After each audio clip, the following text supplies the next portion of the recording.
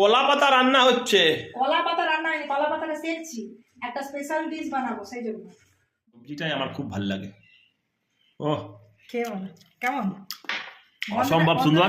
বন্ধুরা, রাজনন্দিনী ফুড লাভার্সে আপনাদের সবাইকে স্বাগত। আর আমি গেছিলাম বাজার, আর বাজার থেকে নিয়ে এসেছি ধানফুল মাছ। আর এই যে ধানফুল মাছ, ধানফুল মাছ এটাকে ভালো করে ধুয়ে পরিষ্কার করে জল ঝরিয়ে নিয়েছি, কারণ এর মধ্যে অনেকটা জল ধরে থাকে। এখানে দেখুন রাজনন্দিনী বাবা কি সুন্দর করে কাটিং করে দিয়েছে। তো মিডিয়াম সাইজের টমেটো কুচনো, এখানে প্রায় 5 থেকে 6টা কাঁচা লঙ্কা কুচি, কারণ এটা একটু ঝাল ঝাল না হলে মানায় না।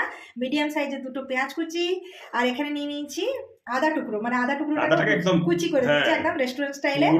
আর এখানে বাড়ি বানানো জিরে ধনে গুঁড়ো, হলুদ গুঁড়ো, স্বাদ মতো নুন, আর সামান্য পরিমাণে এটাও বাড়ি বানানো লঙ্কা গুঁড়ো। এই রান্নাটা করতে বেশি সময় লাগে না, বেশি খাটালিও হয় না। তো এই দেখুন এর মধ্যে আমি প্রায় 1 চামচের মতো সর্ষের তেল দিই। সর্ষের তেল দেওয়ার পরে আমি এখানে দেবো ধানফুল মাছগুলোকে। মাছ আর পেঁয়াজ, টমেটো, আদা কুচনো, এই যে লঙ্কা কুচনো, আর সমস্ত যে গুঁড়ো মশলা, স্বাদ মতো নুন হলুদ তার সাথে, আর জাস্ট সামান্য পরিমাণে 1 চামচের মতো সর্ষের তেল, আর কিচ্ছু লাগবে না।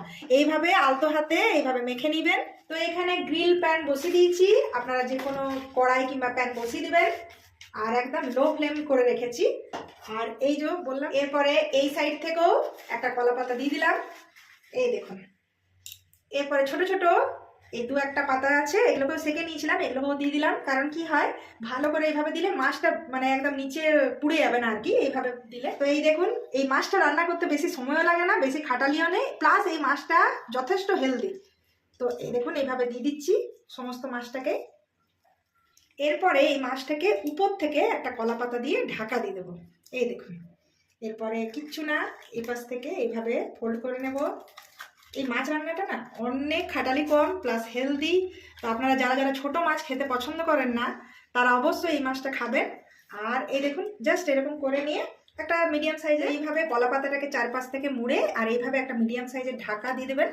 কারণ এই ঢাকা দিলে কি হয়, আর একদম লো ফ্লেমে রাখবেন কিন্তু। তো এই মাছটা কুক হতে মিনিমাম 10 থেকে 15 মিনিট লাগবে। একবার হবে দিয়ে মাঝে আমি এই প্লেটটার সাহায্যে উল্টে দেবো, বাস জাস্ট রান্নাটা কমপ্লিট হয়ে যাবে। তো এই দেখুন প্রায় 10 মিনিট হয়ে গেছে, আর আমি এই পাতুরিটাকে উল্টে দিলাম। বন্ধুরা, আজকে দুপুরবেলা খুব খিদে পেয়ে গেছে।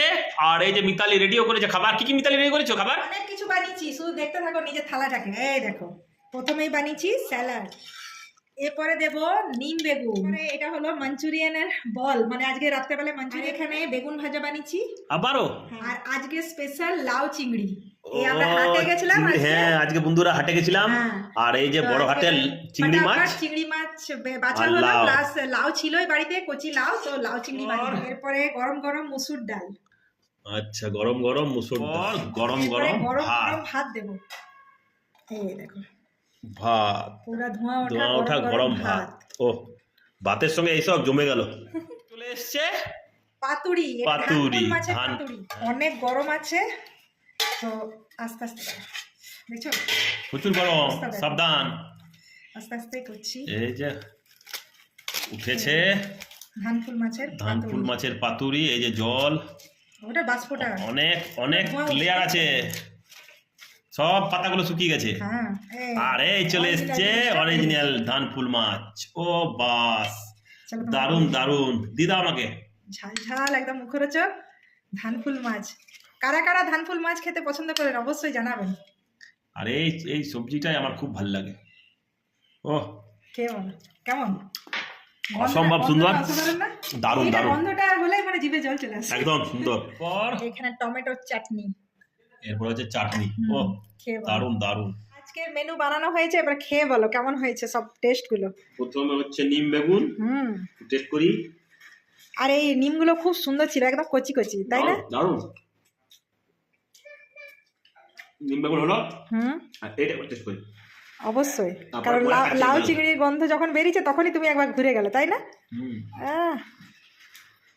ভালো হয়েছে। আর ধানফুল মাছটা একবার টেস্ট করলাম অলরেডি এবার।